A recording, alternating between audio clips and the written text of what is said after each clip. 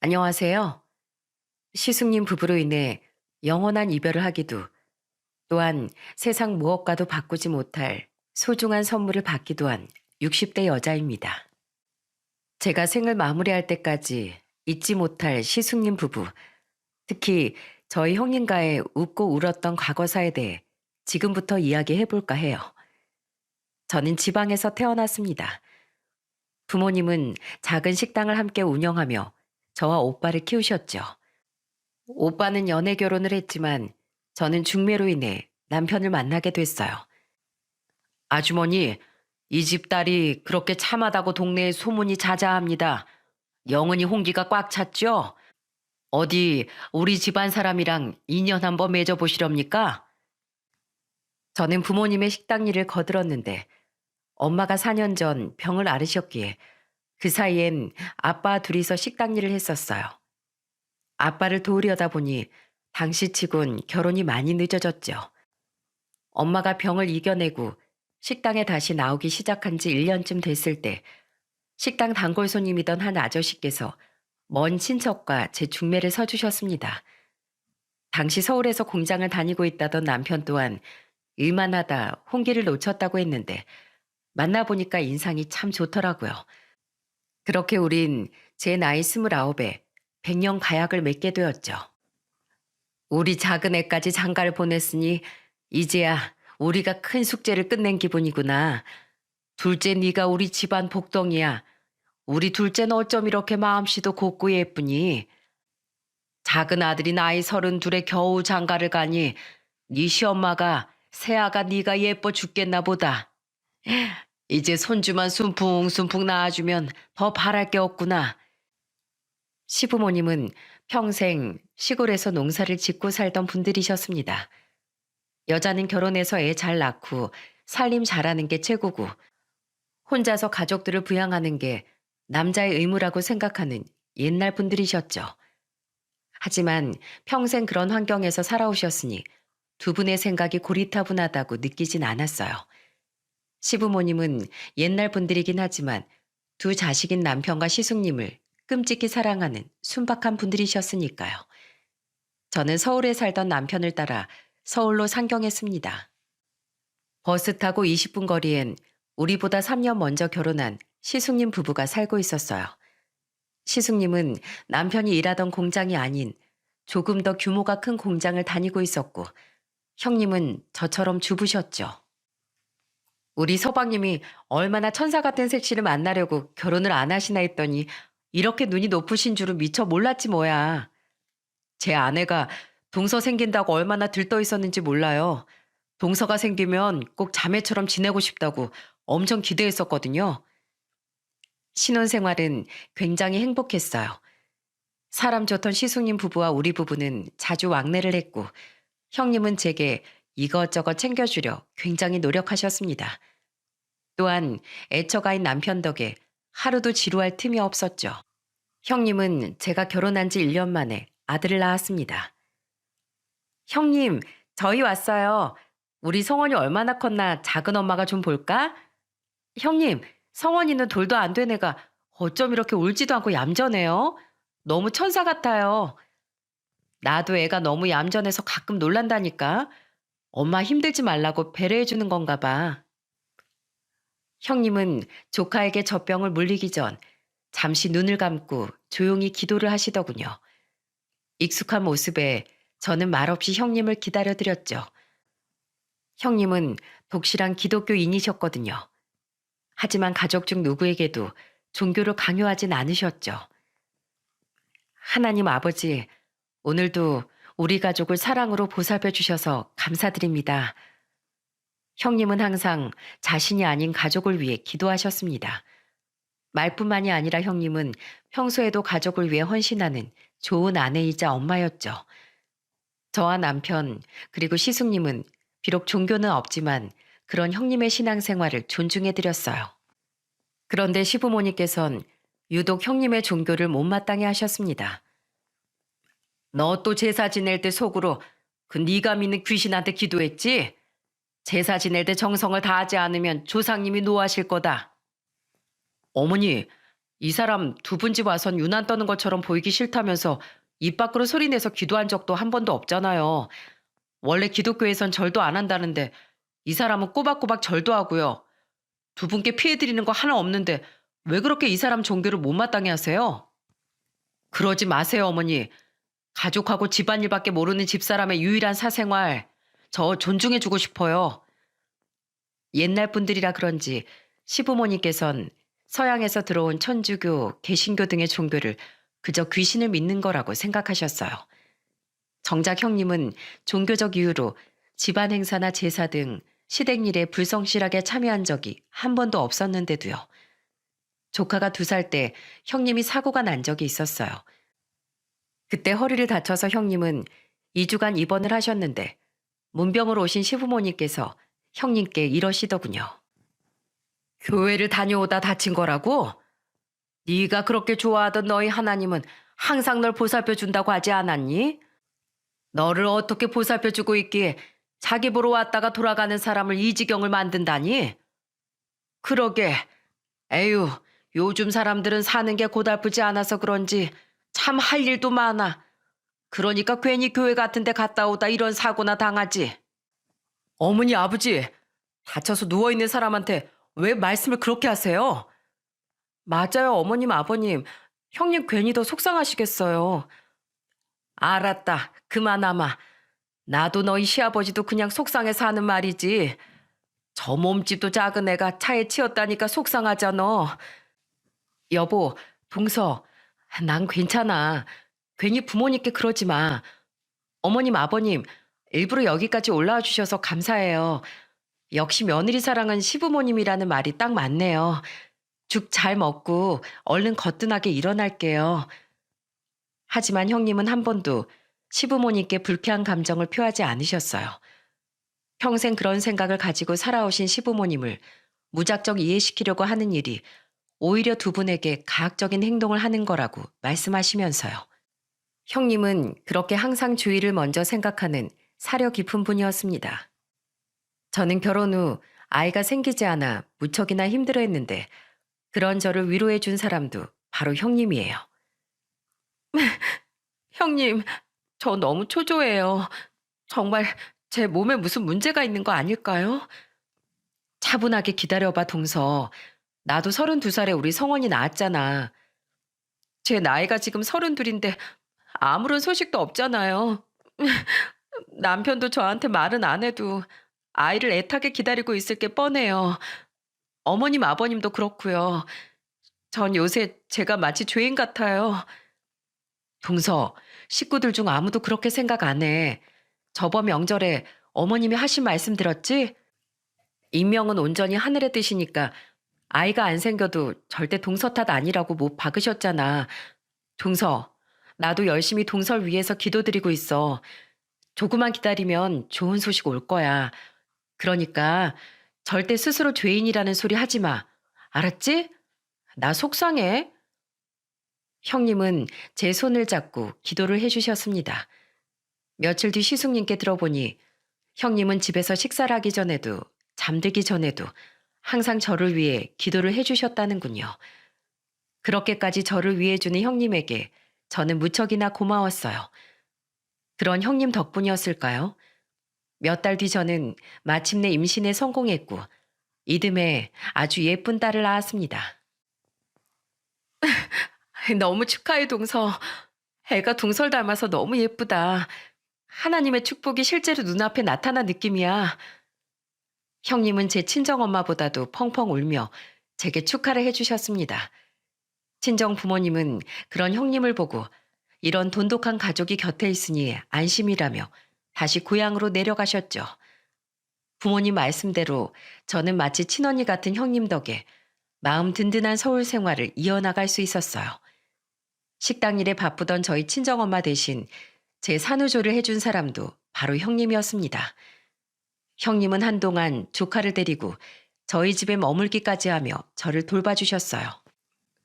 감사해요, 형님. 아주버님도 챙기셔야 할 텐데 제가 형님을 이렇게 차지하고 있어서 어떡한데요? 괜찮아. 우리 남편 며칠 자기 밥 정도는 알아서 먹을 수 있어. 내가 반찬도 다 해놨고 한 번씩 왔다 갔다 하면서 가서 찌개도 해놓잖아.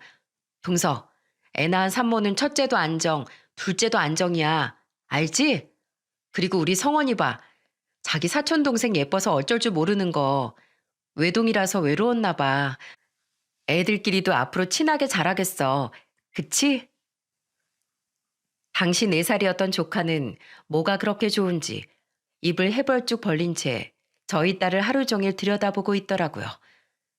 두 천사가 함께 있는 모습을 보니 행복이 배가 되는 기분이었죠. 부디 이 평화가 아주 오래 지속되기를 신도 믿지 않던 저는 괜히 속으로 기도해 보았어요. 하지만 저는 형님처럼 종교가 없었기 때문일까요? 제 기도는 이루어지지 않았습니다. 제가 딸을 이듬해부터 우리 가족에겐 태풍 같은 불행이 몰아치기 시작했거든요. 동서, 우리 남편 지금 병원에서 수술 받고 있어. 나도 방금 성원이랑 병원에 막 도착했어. 네? 아주버님이요? 갑자기 왜요? 지금 일하고 계실 시간 아니에요? 일하다가 공장 기계에 옷이 말려 들어갔다나 봐. 엄청 크게 다쳐서 응급수술 들어갔다는데 이게 대체 무슨 일이야? 설마 우리 남편한테 무슨 일 생기진 않겠지? 난 너무 무서워, 동서. 기다리세요, 형님. 제가 지금 바로 갈게요. 저는 급히 딸을 옆집 아주머니께 맡기고 병원으로 달려갔어요. 수술실 앞에 앉아있던 형님의 머리는 온통 산발이었고 얼마나 급하게 오신 건지 신발마저 짝짝이더군요. 얼굴이 눈물 범벅이던 형님은 저를 보더니 다시 울음을 터뜨리셨어요. 동서, 우리 남편 상태가 너무 심각한가 봐. 자꾸 의사랑 간호사들이 급하게 수술실을 들락거리고 아무리 기다려도 수술이 안 끝나.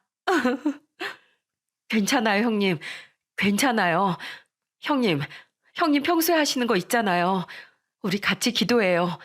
기도하면 형님을 보살펴 주신 하나님께서 분명 들어주실 거예요. 머리가 새하얘져서 아무런 생각이 안 나. 할 수 있어요. 우선 심호흡부터 하세요. 제발 진정하세요, 형님. 저는 형님을 진정시키기 위해 노력했어요. 겨우 진정이 된 형님은 눈물을 뚝뚝 흘리며 손을 겹쳐 잡고 기도를 하기 시작하셨죠.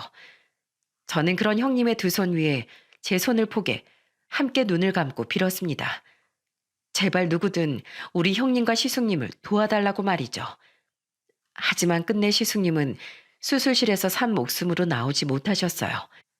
의사에게 충격적인 비보를 듣던 바로 그 순간 일이 끝나고 달려온 남편과 시골에서 올라오신 시부모님께서 막 병원에 도착하시더군요. 그리고 의사의 말을 듣고 바닥에 털썩 주저앉은 형님을 보고 시어머니께선 그만 실신을 하고 말았습니다. 어머니! 형님!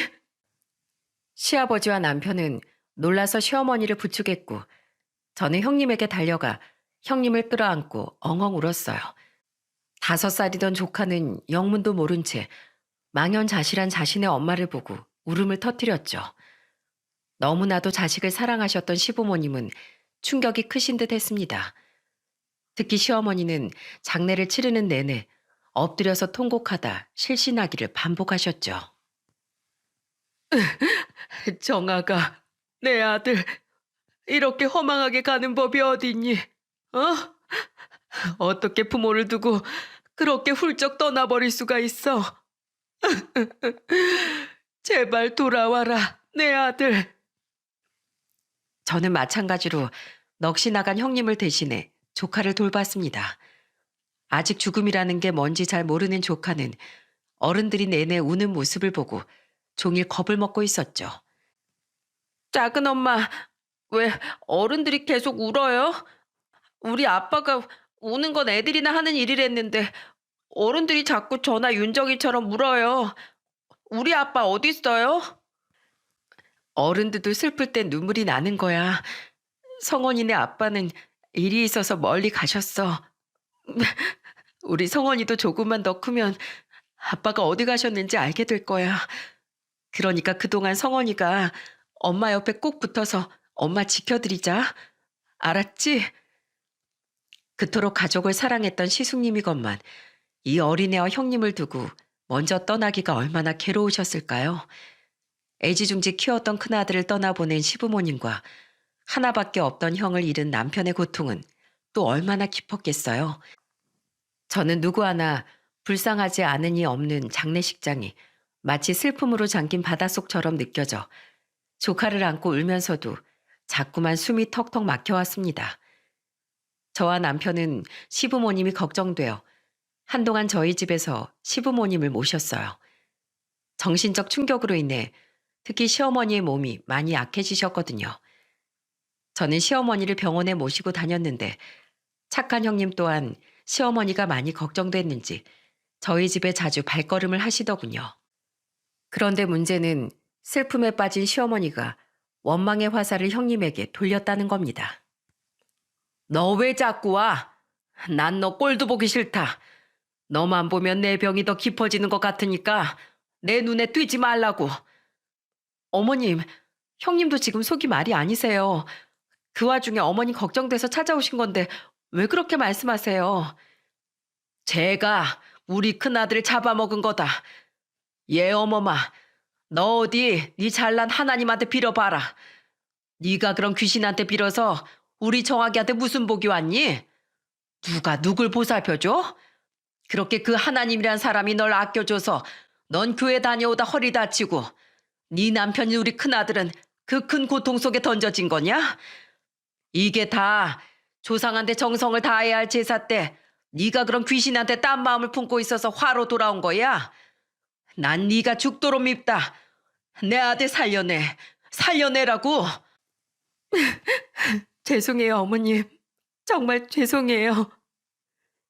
대체 뭐가 죄송하다는 건지 형님은 어머님의 원망 섞인 고함에도 그저 죄송하다는 말만 반복하더군요. 때문에 이후 형님은 저희 집으로 발걸음을 하지 못하셨어요. 저는 그런 형님이 걱정되어 시부모님 몰래 형님을 자주 들여다보았죠. 남편 또한 제게 종종 따로 돈을 챙겨주며 형님을 부탁했습니다. 형이 없는데 내가 형수님하고 성원이만 있는 집에 들락거리면 보기 안 좋잖아. 당신이 이걸로 형수님 밥도 좀 사드리고 잘 좀 챙겨드려줘. 우리 부모님하고 형수님을 보살펴줘서 정말 고마워 여보. 시부모님은 몇 달 뒤 다시 시골로 내려가셨습니다. 그냥 저희 집에 계시라고 해도 시부모님은 끝내 돌아가길 고집하셨죠. 의사도 이제 나 많이 건강해졌다고 했어. 우린 평생 살아온 그곳이 훨씬 마음 편하다. 그리고 어머마, 네 형님에게 전하거라. 앞으로는 명절에도 절대 우리 집에 올 생각하지 말라고. 어머님, 그럼 성원이도 앞으로 안 보시려고요? 성원이가 오고 싶다고 하면 성원이만 따로 너희가 데리고 와. 난 앞으로 죽을 때까지 큰애를 볼 생각이 없다. 수없이 왜 형님 탓을 하냐며 두 분을 설득했건만 자식을 잃은 상처가 너무 큰 탓인지 두 분은 귀를 아예 틀어막으셨더군요. 하지만 형님은 그런 두 분의 태도에도 쓰게 웃음을 지을 뿐 전혀 원망을 하지 않으셨어요. 사람은 너무 큰 상실을 하면 그 상실감을 채우려고 어딘가에 몰두하곤 한데 두 분껜 그게 나에 대한 원망으로 나타난 거겠지. 나도 성원이를 낳아서 키워보니까 두 분의 상처가 어느 정도일지 감히 예상해 볼 수 있겠더라. 그러니까 난 괜찮아 동서. 두 분이 성원이 보고 싶어 하실 테니까 명절마다 동서랑 서방님이 우리 성원이 좀 같이 데리고 갔다 와줘. 그리고 동서, 이제 남편이 없으니까 나 일을 나가야 할 것 같아. 그동안은 나도 마음 추스르느라 정신 없었는데 앞으로 성원이랑 살려면 돈을 벌어야지. 동서도 알다시피 우리 집 형편 원래 빠듯했잖아. 미안하지만 나 일 나간 사이에 우리 성원이 좀 부탁해도 될까? 그렇게 형님은 조카를 제게 맡기곤 식당 일을 나가기 시작하셨어요. 저야 조카가 태어날 때부터 옆에서 형님과 함께 돌봤던 사람인데 조카를 봐주는 게 뭐가 힘들었겠습니까? 게다가 조카가 워낙 얌전하고 착한 데다 저희 애까지 잘 돌봐주어 오히려 딸을 혼자 보살필 때보다 힘이 덜 들었죠. 형님, 오늘은 형님이 좋아하는 목이버섯 잔뜩 넣고 잡채했어요. 많이 해서 따로 싸두기도 했으니까 이따 저녁 드시고 집에 가실 때 가져가세요. 내 밥은 내가 알아서 챙겨 먹으면 되는데 미안하고 고마워 동서. 아니에요. 그냥 하는 김에 조금 더 한 건데요 뭘. 저는 어떻게든 형님의 고단함을 덜어드리고 싶었어요. 저는 일주일에 6일씩 일하는 형님이 퇴근하면 푹 쉬길 바라는 마음에 형님과 조카를 집에 보내기 전 꼭 저녁 식사를 챙겨드렸습니다. 또한 주말에 먹을 반찬까지 매번 넉넉히 형님의 손에 들려보냈죠. 저 정말 괜찮아요. 성원이랑 버스 타고 가면 금방이에요. 서방님도 퇴근하고 힘드실 텐데 그냥 집에서 쉬세요. 아닙니다, 형수님. 반찬 무거우시잖아요.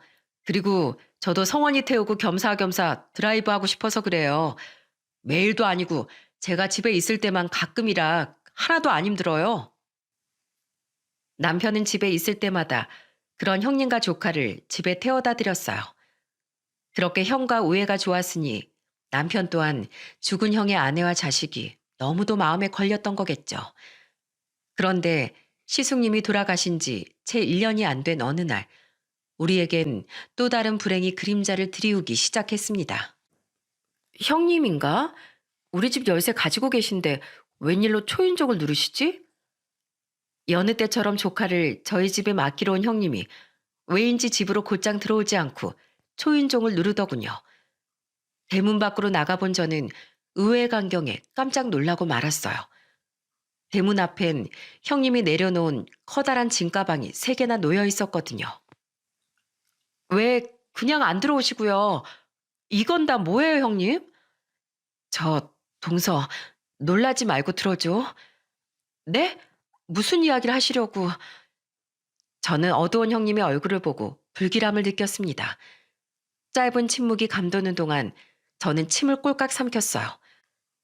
그리고 형님의 입에서 흘러나온 말을 들은 저는 숨겨지지 않는 참담한 마음에 입을 떡 벌리고 말았죠.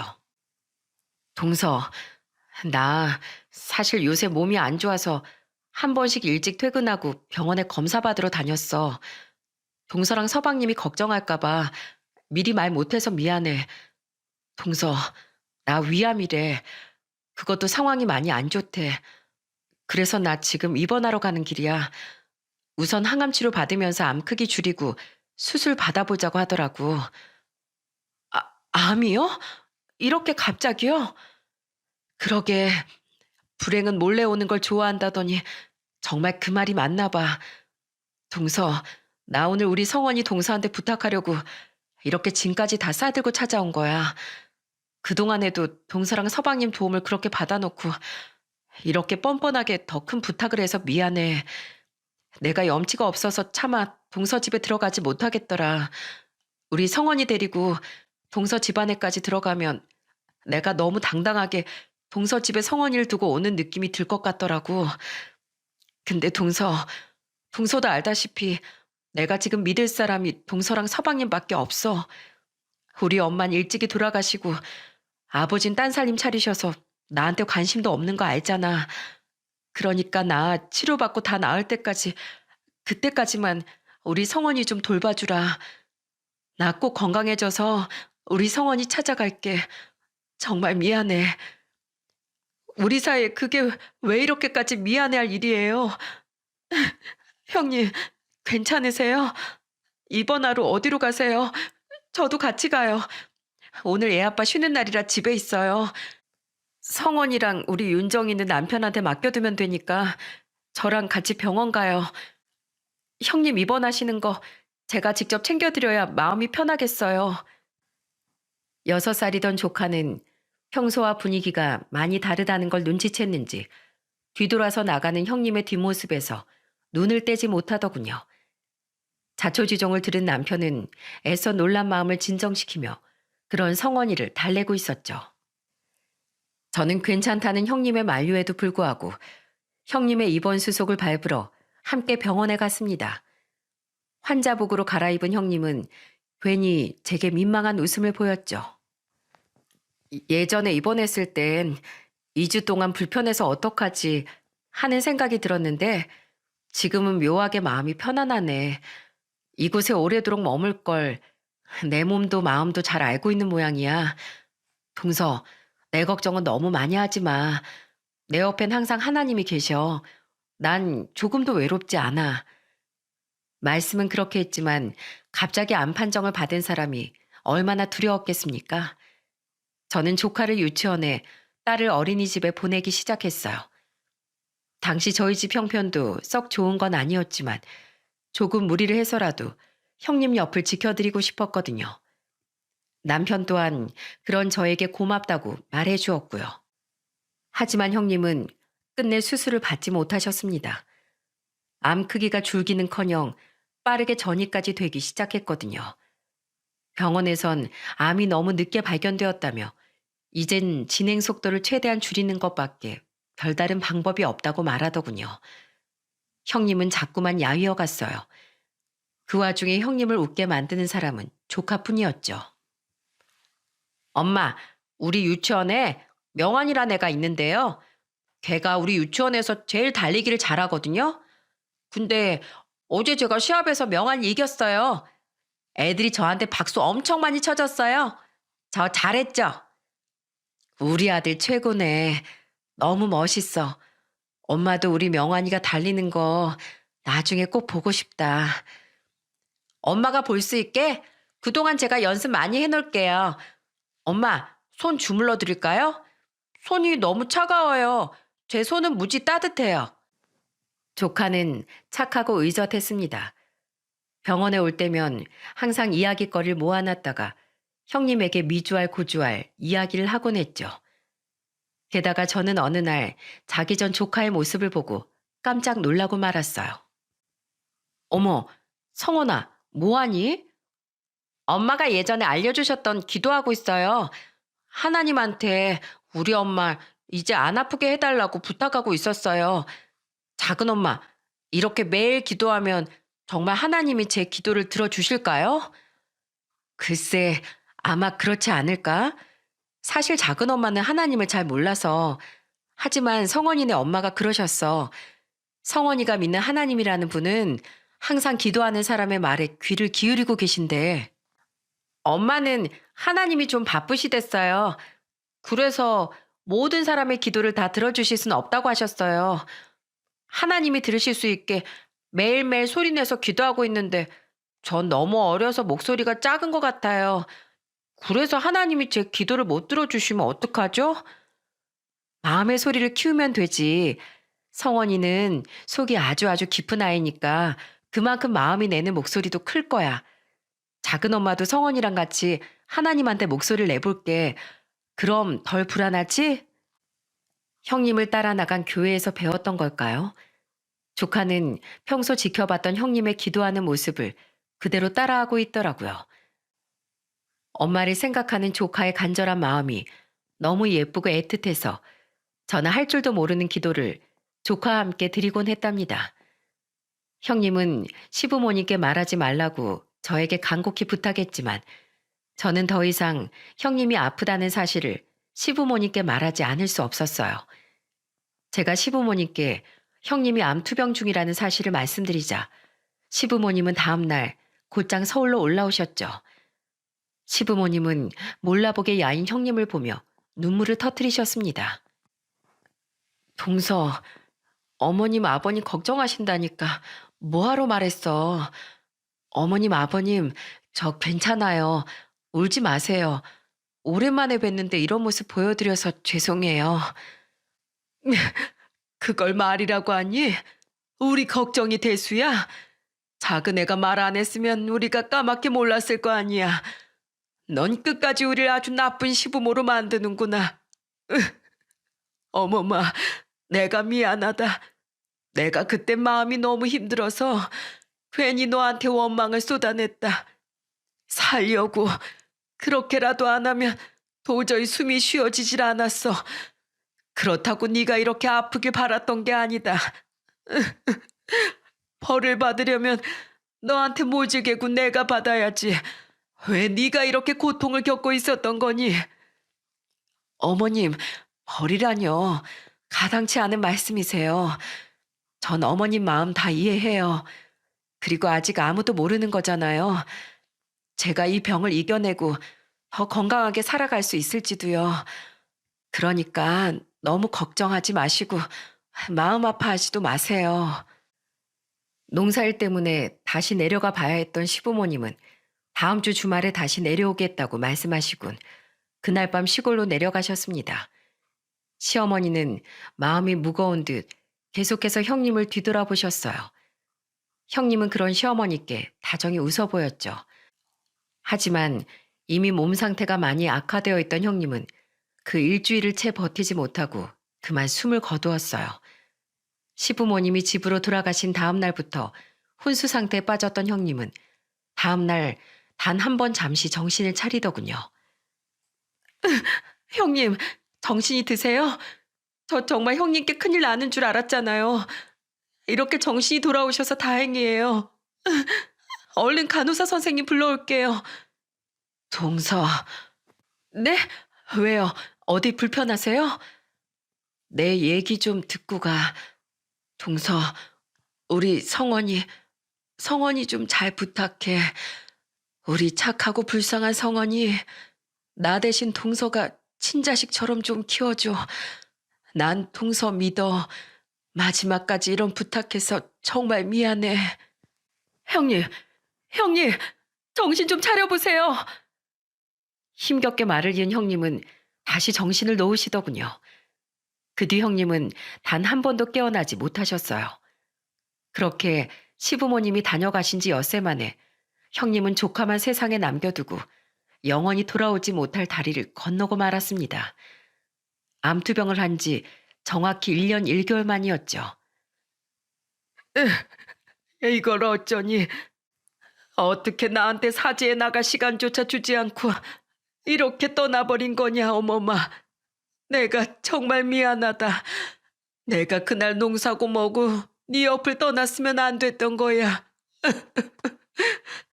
너도 정하기도 어쩜 나한테 이렇게 무정하니.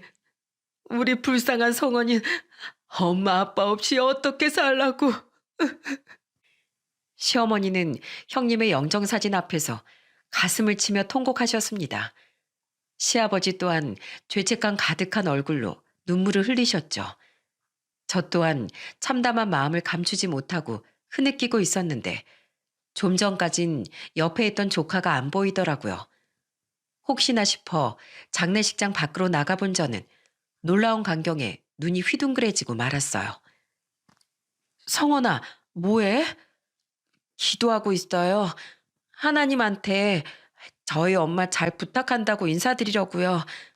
저 이젠 알아요, 작은 엄마. 아빠도 엄마처럼 하나님 곁으로 가셨던 거죠? 성원아, 이리 와. 작은 엄마가 안아줄게. 저는 눈물도 흘리지 않고 두 손을 모으고 있는 조카가 가여웠습니다.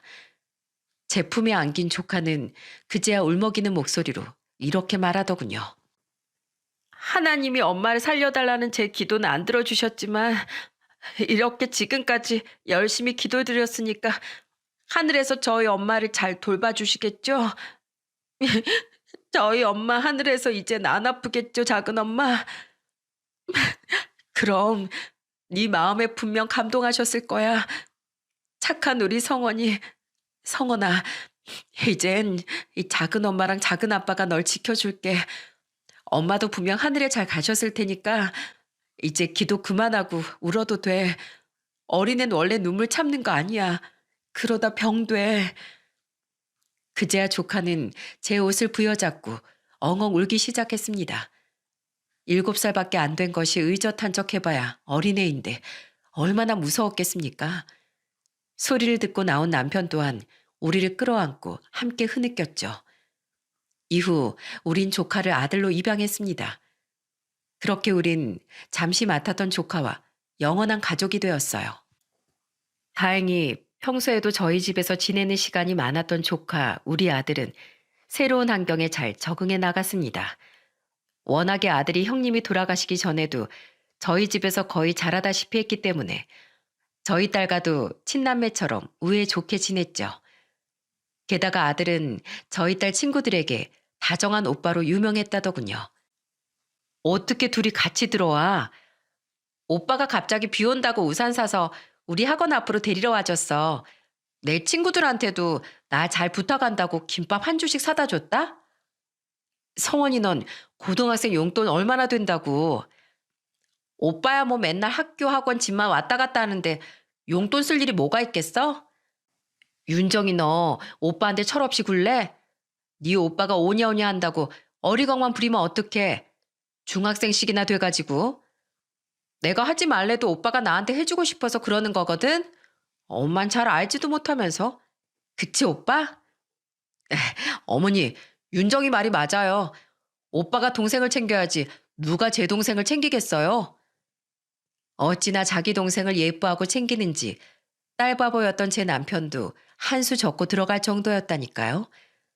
게다가 공부 잘하지, 착하지, 부모한테 잘하지. 아들을 얻은 건 제 인생이 송두리째 뒤바뀌었다고 느낄 만큼 참 행복한 일이었죠.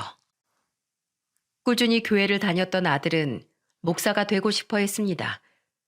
아들은 우리와 진로에 대해 많은 상의를 한 끝에 신학대학에 입학했어요. 더 일찍 돌아가신 저희 부모님과 다르게 시부모님은 아들이 신학대에 입학한 후 2년 터울로 세상을 떠나셨습니다. 시아버지의 뒤를 이어 세상을 떠나신 시어머니는 2년 동안 저희 집에서 지내셨는데 돌아가시기 전까지 손자인 저희 아들의 손을 잡고 후회 섞인 한탄을 종종 하셨죠. 성원아, 네가 그렇게 믿는 하나님이 정말 존재한다면 염치 없지만 나를 위해 한 번만 기도해 주겠니? 너희 하나님이 나한테 많이 화가 나서 내 말을 아마 들어주지 않으실 거다. 부디 내가 하늘에 가서 네 친엄마를 만나 용서를 빌 수 있게 해달라고 빌어다오. 한 번의 짧은 사죄론 그 아이 가슴에 맺힌 상처를 풀어주지 못했을 거야. 얼른 네 친엄마를 만나 못다고 한 용서를 빌고 싶구나. 내가 참 죄가 많은 사람이야. 그렇게 시간은 흐르고 흘렀습니다. 남편은 공장을 그만두고 아파트 경비원으로 일하기 시작했고 아들은 부목사에서 담임 목사가, 딸은 꾸준히 한 회사에 다니고 있었죠. 아들은 나이 35에 교인이던 며느리를 만나 결혼을 했어요. 교회에서 진행된 아들의 결혼식을 지켜보며 오랜만에 형님 생각이 나 얼마나 울었는지 모릅니다. 오히려 1년 뒤 결혼한 딸의 결혼식 때보다도 훨씬 많이 말이죠. 자식들을 다 결혼시키고 아들이 떡두꺼비 같은 손주도 낳았으니 이보다 더 행복한 노년이 있을까 싶었습니다. 그런데 세월이라는 것은 자연스러운 노화로 인한 불행을 우리에게 안겨다 주더군요. 저는 오랫동안 신장병을 앓고 있었는데 아들이 37이던 해부터 건강이 급속도로 악화되기 시작했어요. 어머니, 병원에서 뭐라고 해요? 신부전증 말기에 접어들었다는구나. 앞으로는 쭉 투석을 하면서 신장을 이식받을 공여자를 기다리는 게 최선이래. 이식이요? 그래, 너무 걱정하지 말어. 투석 열심히 하면서 살 목숨이면 살겠지 뭐. 하지만 장기 이식을 기다리는 환자가 얼마나 많겠습니까? 몇 달을 기다려봤지만 제 차례는 좀처럼 돌아오지 않았죠. 꾸준히 투석을 받고 투병을 하는 일은 괴로웠지만 어쩔 도리가 없더군요. 하지만 제 신체적 고통보다 괴로웠던 건 저로 인해 가족들이 힘들어하는 모습이었습니다. 내 것을 줄 수만 있다면 얼마든지 주고 싶은데 왜 나는 당신한테 신장도 줄 수 없는 몸인지 모르겠어. 미안해 여보. 부적과 판정 난 게 어디 당신 탓인가요? 그리고 난 괜찮아요. 난 살면서 겪을 행복을 당신과 애들 덕분에 충분히 많이 겪었어요. 엄마, 하필 내가 지금 임신 중이어가지고 출산 후 3개월은 지나야 다시 적합 여부 검사를 받을 수 있대. 이러다 엄마한테 큰일 나면 어떡해? 정말 미안해 엄마. 태어나서 살 날이 창창한 아기가 먼저지. 살 날이 얼마 남았는지도 모르는 내가 중요하니? 난 괜찮다. 그리고 너, 네 오빠나 좀 말려봐라. 몇 번이나 자기가 나한테 신장 이식해주겠다는 거 내가 계속해서 말리고 있다. 나한테 신장 떼어준다던 네가 임신 중이어서 얼마나 다행이다 싶었는데 이젠 왜 걔가 난리라니?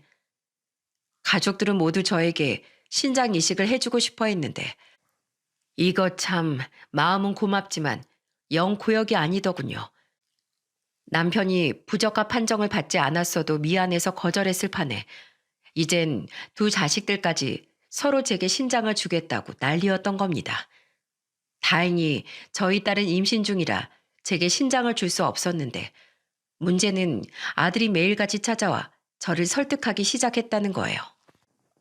어머니, 제발 그 고집 그만 부리시고 이식 받으세요. 네? 그렇게 못하게 했는데 넌 언제 또 검사를 받아가지고. 아휴, 성원아, 난 네 신장을 절대 받을 생각 없다. 자식 건강 해쳐가면서 목숨 연명하는 게 무슨 소용이겠니? 쓸데없는 소리 말고 그만 좀 찾아오거라. 어머니, 이건 제 건강을 해치는 게 아니라 저를 살리는 일이에요. 어머니 저번에도 병원에 투석받을 자리 없어서 위험하실 뻔했잖아요. 그렇게 위태로운 시간을 보내는 어머니를 제가 어떻게 그냥 지켜봐요. 매일같이 피가 마른다고요. 어머니, 제 신장뿐 아니라 폐, 심장, 그 어느 것 하나 어머니의 은혜를 받지 않은 곳이 없어요. 제 몸은 하나님의 것이지만 또한 어머니 아버지의 것이기도 해요. 낳아주신 건 제 친부모님이지만 어린절 이렇게까지 키워주신 건 두 분이시잖아요. 이대로 어머니를 내버려두다 결국 어머니 잃게 된다면 전 살아도 산 게 아닐 겁니다. 어머니, 저에게 어머니를 두 번이나 잃게 하실 셈이세요? 어머니, 부디 제가 어머니의 인생을 나눠 짊어질 수 있도록 허락해 주세요. 저희 집사람도 제 결정을 응원해주고 있어요. 그리고 요새 의료기술이 얼마나 좋은데요. 제 어머니께 신장 이식해드려도 저희 아들 결혼해서 손주 낳는 것까지 충분히 건강하게 지켜볼 수 있어요. 어머니, 제발 부탁드려요. 눈물까지 보이며 아들은 자신을 위해 이식을 받아달라고까지 하더군요. 다른 무엇보다 어머니를 두 번이나 잃게 할 거냐는 아들의 말이 비수처럼 제 가슴에 꽂혔습니다. 의젓해서 그 긴 세월 동안 내색하지 않았을 뿐이지 아들은 친엄마인 형님을 잃은 상처를 여태껏 가슴에 품고 살았던 거예요. 결국 전 오랜 고민 끝에 아들이 신장을 받게 되었습니다. 수술에 들어가기 전 저는 아들과 며느리의 손을 잡고 눈물을 흘리며 용서를 빌었죠. 엄마가 돼서 자식에게 이런 부담을 주게 되어 정말 미안하구나. 어머마, 내가 미안하다. 아내와 자식까지 있는 성원이를 내가 도와주지 못할 망정. 그런 말씀 마세요, 어머님. 전 제 남편이 오히려 자랑스러운걸요. 부디 아무 걱정 마시고 마음 편하게 수술 잘 받고 오세요. 아들은 자신을 위해서가 아니라 저를 위해서 제 손을 잡고 기도를 해주더군요. 기도 덕분인지 아니면 아들의 조곤조곤하고 따뜻한 목소리 덕분인지 모르겠지만 아들이 기도를 마쳤을 쯤엔 제 마음은 전보다 많이 평온하게 가라앉아 있었죠. 그렇게 전 아들과 수술대에 올랐고 이후 아들 덕분에 새로운 인생을 살 수 있게 되었습니다. 준우야, 뛰지 마. 그러다 다쳐. 얘 성원아, 뒤에 예성이도 따라서 뛴다. 둘 다 좀 작거라. 아이고, 늙어서 이제 애들 체력은 못 따라가겠구나. 엄마 사이랑 같이 치킨 배달 온 거 찾아왔어. 금요일 오라 그런지 한강에 사람이 바글바글하네. 근데 오빠랑 세원이는 왜 저쪽까지 가 있어? 어머, 준우랑 예성이가 언제 저기까지 갔대? 예성이 어릴 때부터 촐싹거리던 너 닮아서 저렇게 볼볼거리고 돌아다닌다 치자. 근데 준우 누굴 닮았다니? 지 아빠인 성원이 어릴 때 있는지도 모르게 얌전했고 사돈댁 말 들어보니까 준우 어멈도 어릴 때 그렇게 조용했다는데 나는 알지. 당신이 뭘 알아요? 예전에 돌아가신 장모님이 말씀해 주셨어. 당신 맨날 형님 끌고 다니면서 골목대장 노릇하고 다녔다고. 피는 안 섞여도 손주가 할미를 닮았나 보네. 에먼 내 탓하지 말아요. 당신이나 아주버님이나 두 사람 다 어릴 적에 그렇게 속을 썩였다고 어머님이 얼마나 하소연을 하셨었는데요. 아무튼 성원이도 윤정이도 둘 다 아들을 낳았으니 애들끼리 서로 든든한 형제처럼 자랐으면 좋겠네요. 우리 성원이는 윤정이가 여동생이라고 너무 오냐오냐 했어. 형제끼리 좀 투덕거리기도 하고 의지도 하면서 자랐어야 했는데 오빠는 천성이 저래서 내가 남동생이어도 똑같이 대했을걸? 여보, 당신이 나 가끔 철없다고 한숨 쉬었잖아. 그거 다 우리 오빠 때문이야. 오빠가 날 너무 오냐오냐 대했어서 그래. 형님, 전 우리 엄마 세상에서 제일 사랑하지만 가끔은 형님이 참 밉습니다. 2년이 지난 지금 저는 아들 덕분에 건강한 몸을 되찾았어요. 덕분에 전 손주들의 재롱을 보며 아들과 딸 부부와 다 같이 자주 나들이도 다니곤 하죠. 신선한 공기를 들이쉬고 내쉬며 투석 걱정 없이 산다는 게 얼마나 소중한 일인지 이젠 알기에 저는 매일같이 감사하며 살아가고 있습니다. 특히 어려운 결정을 해준 아들에게 빚진 마음을 갚으려고 노력하고 있죠. 가끔 티끌 한 점 없이 행복해 보이는 가족들을 보면 저는 형님이 떠오릅니다. 그토록 자신이 아닌 가족들을 위해서만 기도했던 형님 덕분에 남은 가족들이 지금 이렇게 행복한 시간을 보낼 수 있게 된 걸까요? 형님의 끝없던 기도는 정말 하늘에 가 닿았던 걸까요? 물론 여전히 종교가 없는 전 끝까지 알 수 없는 일이겠지만 마지막까지도 형님은 가족들이 행복할 거라고 믿으며 눈을 감았을 거라고 생각합니다. 한 번도 종교에 대한 믿음을 의심한 적 없던 형님이었으니 끝까지 종교로 인한 위안을 받으셨을 거라고 생각해요. 그리고 그 형님의 믿음을 이어가고 있는 산 성인 같은 우리 아들을 분명 하늘에서 자랑스러워하고 있을 거라고 믿고 있지요. 여러분, 세상엔 불교, 천주교, 개신교 등 많은 종교가 있죠. 저는 남에게 피해를 주지 않는 선에서 내면에 자리한 굳건한 믿음으로 자신의 중심을 지키고 선한 마음을 주변에 전하는 많은 종교인들에게 존경의 마음을 전하고 싶어 이 사연을 신청하게 되었습니다. 마치 주위의 선한 마음을 전하는데 인생을 바친 저희 아들과 같은 분들께 말이죠. 또한 비록 저는 종교를 통하진 않더라도 아들에게 입은 은혜를 다른 이들에 대한 봉사와 기부로 갚아나가며 살아갈 거예요. 아들은 제게 꼭 종교를 믿어야만 하나님의 뜻을 실천할 수 있는 게 아니라 저처럼 남을 도우며 사는 것이 바로 종교인들이 추구하는 삶이라고 말해주더라고요. 그러니 제 사연을 들으신 많은 분들도 종교를 통하든 통하지 않든 항상 선하고 이타적인 마음을 잊지 않고 살아가셨으면 좋겠습니다. 형님이 제게 또한 저와 남편이 형님과 아들에게 마지막으로 아들이 제게 따뜻한 손길을 내밀었던 것처럼 우린 모두 다른 사람의 도움과 애정 없인 세상을 살아갈 수 없는 존재니까요. 요새 일교차가 찹니다. 특히 나이 많으신 분들은 이럴 때 감기와 독감에 특히나 조심하셨으면 좋겠어요. 제 사연을 끝까지 들어주셔서 정말 감사합니다.